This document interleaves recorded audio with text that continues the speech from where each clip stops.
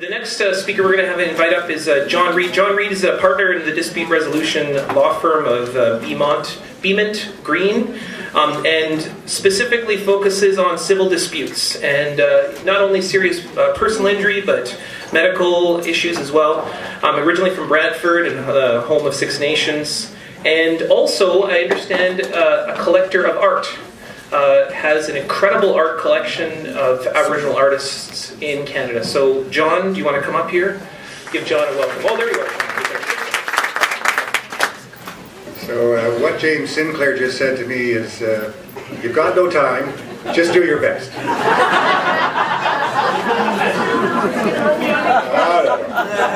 I want to thank Anna, who's walking over here, for asking me to come here. And I guess what I would say to you is, Niigaan in Conversation. Conversation is an interesting thing. You have people talking, speaking fabulously, as Claudette did, and you have people listening. And I think that my role here is really not to lecture to people or to speak. I could never hope to speak as well as Claudette has, but really to listen. And that's really why I've come here as much as anything. And when Anna gave me this subject, the Constitution, Section 35, and Bill C-45, I said, well, what about the subject of love? Can I come up here and talk about love? Do I really have to talk about all these things? Anyway, all right. So there you are. I'm going to be very brief, as James says. And by the way, thank you very much to the organizers. They've done a great job here.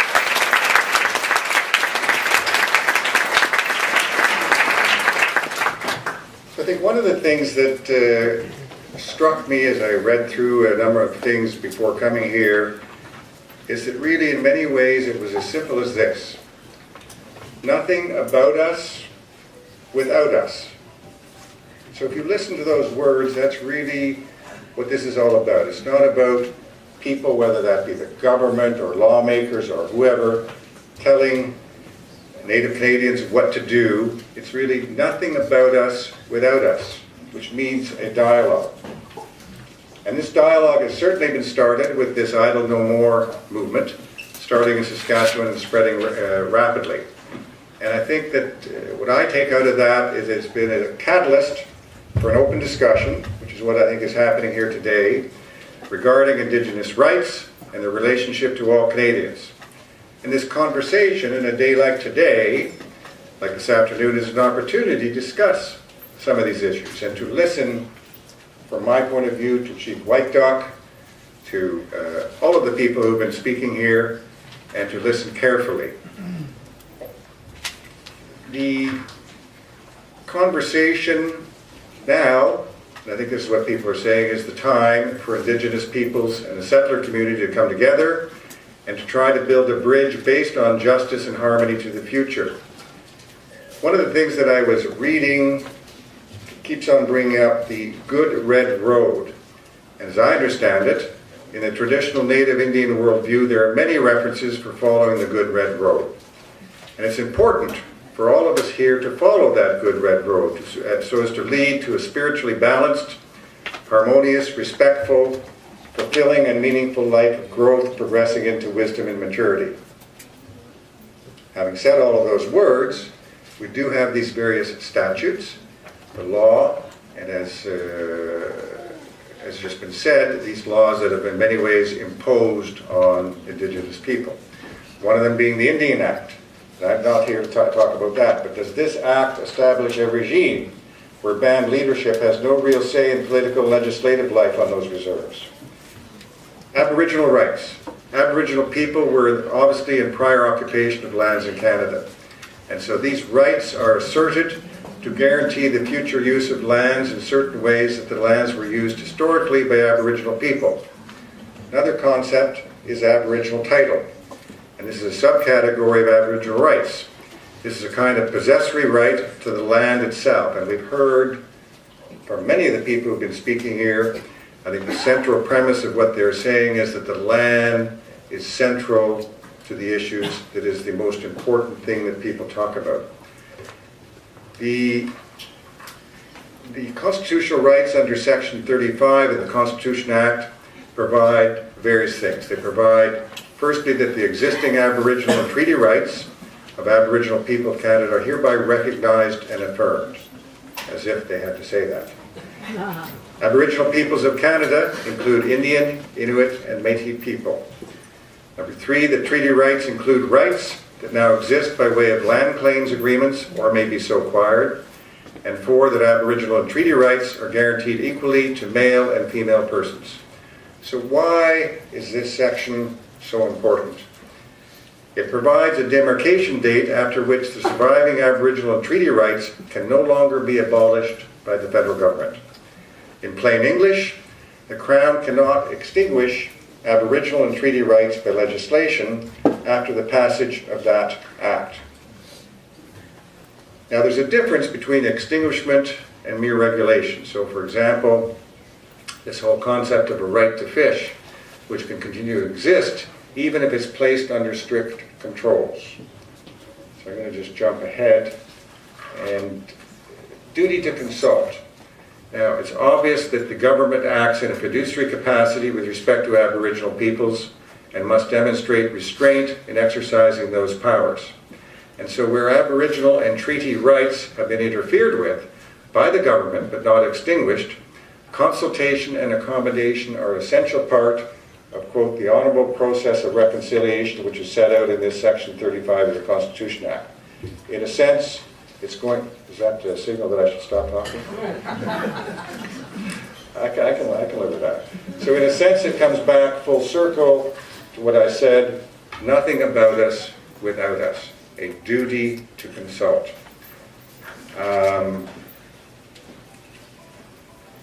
Bill C-45. Does this bill, which is this large compendium bill, violate First Nations treaty rights? Was this legislation passed without proper consultation and debate? So it's passed third reading in the Commons, as I understand it. Former Aboriginal Affairs Minister John Duncan, who recently resigned, said, the feds are not going to repeal this bill. So this is the act to implement all kinds of provisions from the budget that was tabled in March of 2012. Now, it deals with various issues. It deals with this issue of leasing portions. It deals with the process of that. It's not really, I don't think there's any purpose in me going through that. It deals with this whole concept of changes to the Fisheries Act and Navigable Waters Protection Act. And it goes, I think, to what I think it was Chief White Duck talks about, the water being so important, not just to First Nations, but to all of us. And so that this bill will reduce the number of federally protected waterways. So again, all of this was done without any consultation. So I think, so the whole point of Bill C-45 and the whole point that was put on this agenda, other than to prevent me talking about love, anyway, was really, I think, a very simple one. It's another example, not just for First Nations people, but for really all Canadians, of this government doing things without proper consultation, packaging it in a large compendium of bills so that almost no one understands what's going on, and essentially ramming these things down the throats, whether that be Indigenous people or other Canadians. So really, I think what I would say in closing, that it's been a privilege to be here. I have certainly learned far more by being here than I had attempted to impart to you. And next time, can I go on first before... In fact, actually, I'm thinking of giving up the practice of law to go back and enroll at the University of Ottawa so that I can be a student in her class.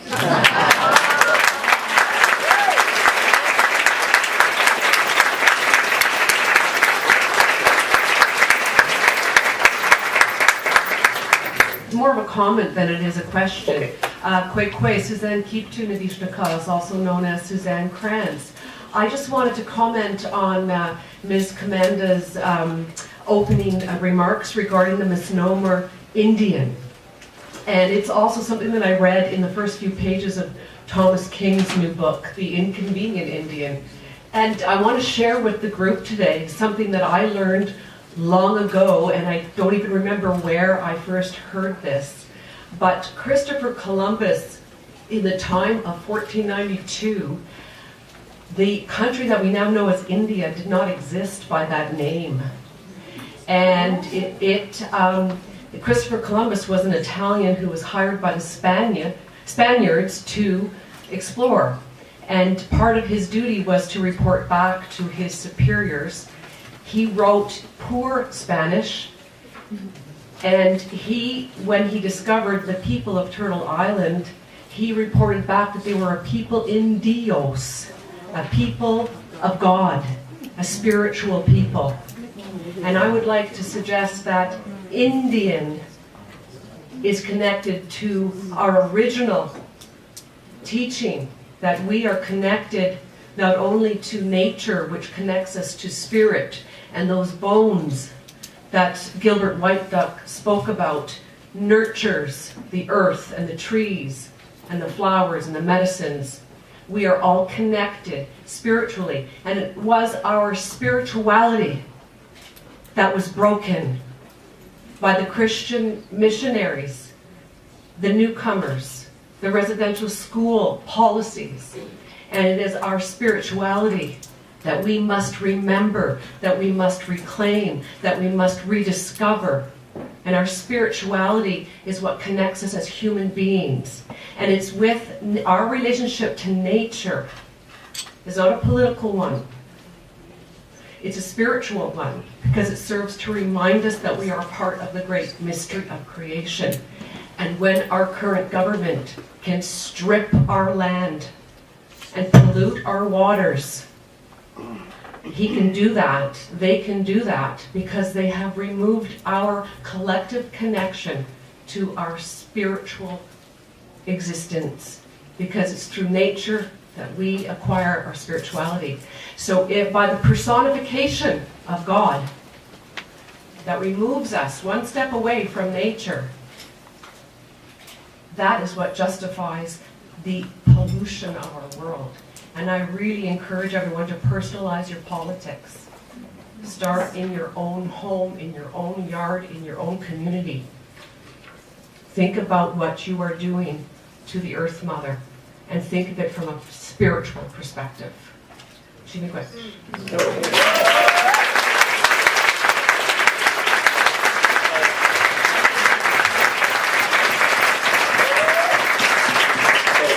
Niigaan for that, but I would throw that, to take it an extra step from that question, is how do you foster a language that is it's both challenging. So I think that what we've done in these two presentations is really take Section 35, which is at the end of the day really the duty to consult, and that Bill C-45, which is that break of that duty to consult, or that inability to. That's really the major complaint of the omnibus bill, is the inability to consult. How do we take that language and remake that language, which is what you're really talking about, is remaking words and remembering where those words come from, but also facilitate, not only challenge those peoples who are perhaps not consulting, but also invite them to the table. Because if you only focus on the challenging part, they never come to the table. And so I think that one thing this is kind of the elephant in the room question, is how do you get a government or anybody, because I don't think this is specifically about the government currently in question. There's a long string of this. How do we invite those members in decision-making powers to the table to talk, actually have the real life talking about what this relationship might look like? So.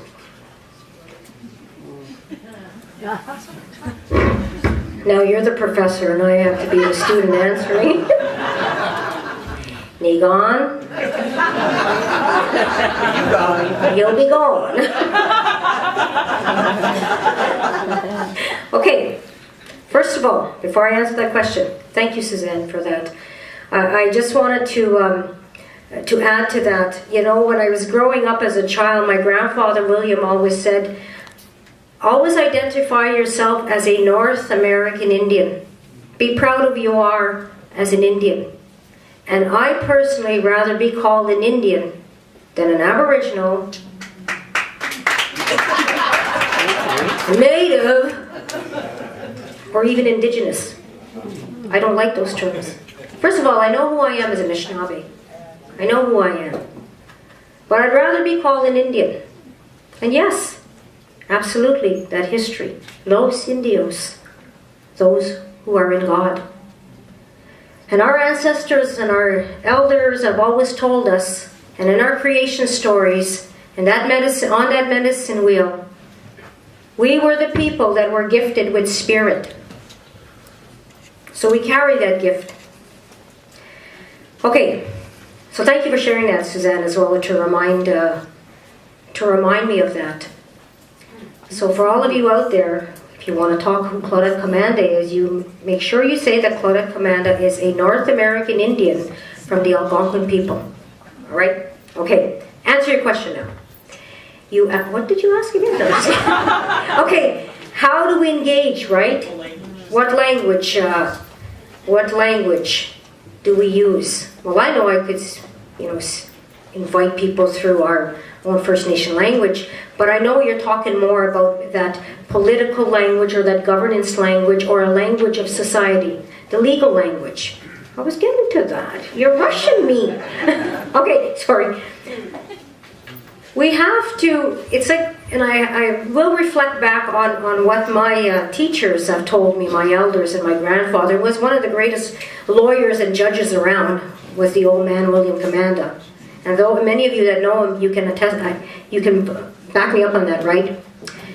You see, he said to me, the white man created laws against our people. There's going to come a day that we are going to understand those laws, and we are going to be educated in the white man's law. You're going to take his laws and you're going to give it back to him. You're going to speak his language, that legal jargon, and you're going to force him to have to honor his own law. And that's what we are doing when we see many of our young people, many of our people becoming educated through mainstream society. And another thing, what I believe is you have to feed them with love. Feed them with love. Kill them with kindness. But the old man also said, be direct. You have to tell them their history and their truth. But you kill them with kindness. And you open up your arms and continue educating them. So we have to take back Canada. Canada is a country that boasts its pride in its constitution.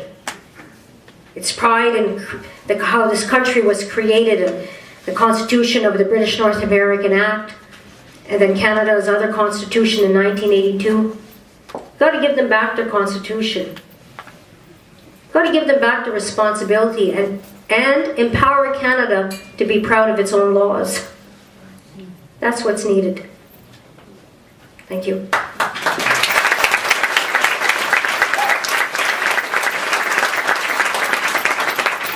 Let's make this very short.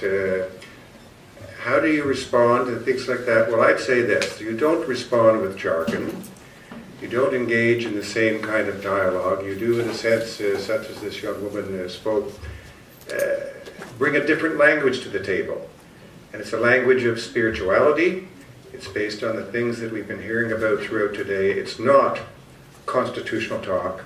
It's not legal jargon. By falling into that trap, you end up speaking the same language. And I think you need to speak a different language, such as has been described here. That's it.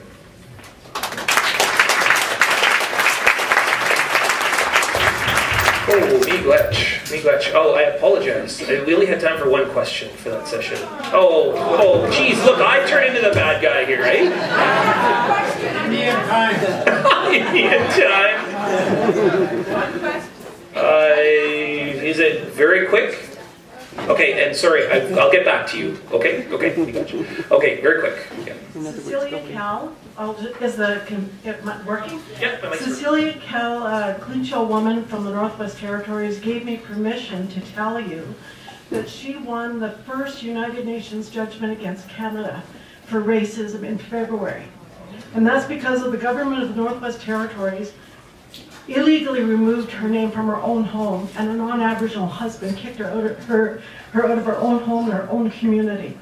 And she won the United Nations judgment against Canada. And they have to give her back a house. They have to compensate her. She had 7 lawyers over 10 years in Canada. And she lost her case, not because she didn't have one, because they said she didn't pursue it in court. A First Nations woman from a tiny little community was held responsible for the failure of those lawyers. And so, you know, there's legal stuff too now that the United Nations has recommended to Canada. So if anyone's interested in those court decisions, that decision wasn't covered by the national media, and mainstream lawyers and judges are discrediting that judgment by the United Nations against Canada. So just to let you know, she stood by herself. No lawyers, no organizations, you know, nobody to really support her but her own sense of what was right. So good news.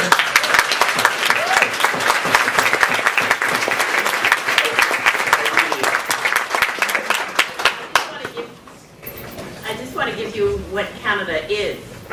Okay. Canada is a borrowed word given to a political entity. Okay, you bet.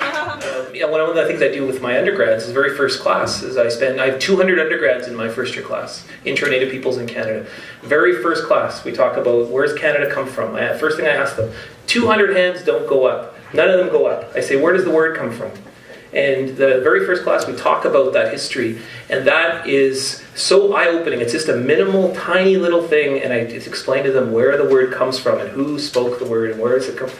And that blows their mind. I mean, it's just that tiny little thing. And these important speakers, Claudette and John, can't say miigwech enough for being so brave and being at that front lines, because those front lines are so critically important, and dealing with those those trilogy decisions. I keep saying I happen to come from, my partner is a lawyer, and there she is over there. She hates it when I point her out, but wave over there. Lorena Fontaine, there she is, okay, over there. Right? And so she's a lawyer, and I keep saying to her, why can't we just get rid of those darn 3 decisions? Because those 3 decisions are just, every precedent is so built on that idea. And so, I love that we're demanding a new relationship. So miigwech to the 2 of you. For asking me to come here. And I guess what I would say to you is, Niigaan in conversation. Conversation is an interesting thing. You have people talking, speaking fabulously, as Claudette did, and you have people listening. And I think that my role here is really not to lecture to people or to speak. I could never hope to speak as well as Claudette has, but really to listen. And that's really why I've come here as much as anything. And when Anna gave me this subject, the Constitution, Section 35, and Bill C-45, I said, well, what about the subject of love? Can I come up here and talk about love? Do I really have to talk about all these things? Anyway, all right. So there you are. I'm going to be very brief, as James says. And by the way, thank you very much to the organizers. They've done a great job here.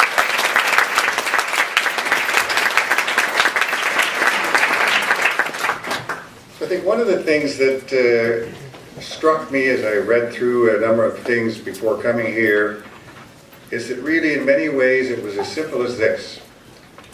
Nothing about us without us. So if you listen to those words, that's really what this is all about. It's not about people, whether that be the government or lawmakers or whoever, telling Native Canadians what to do. It's really nothing about us without us, which means a dialogue. And this dialogue has certainly been started with this Idle No More movement, starting in Saskatchewan and spreading rapidly. And I think that what I take out of that is it's been a catalyst for an open discussion, which is what I think is happening here today, regarding Indigenous rights and their relationship to all Canadians. And this conversation in a day like today, like this afternoon, is an opportunity to discuss some of these issues and to listen, from my point of view, to Chief White Duck, to all of the people who've been speaking here, and to listen carefully. The conversation now and I think this is what people are saying, is the time for Indigenous peoples and the settler community to come together and to try to build a bridge based on justice and harmony to the future. The next speaker we're going to have invite up is John Reid. John Reid is a partner in the dispute resolution law firm of Beament Green, and specifically focuses on civil disputes and not only serious personal injury but medical issues as well. Originally from Brantford and home of Six Nations, and also I understand a collector of art. Has an incredible art collection of Aboriginal artists in Canada. So, John, do you want to come up here? Give John a welcome. Oh, there you are. So, what James Sinclair just said to me is, you've got no time, just do your best. And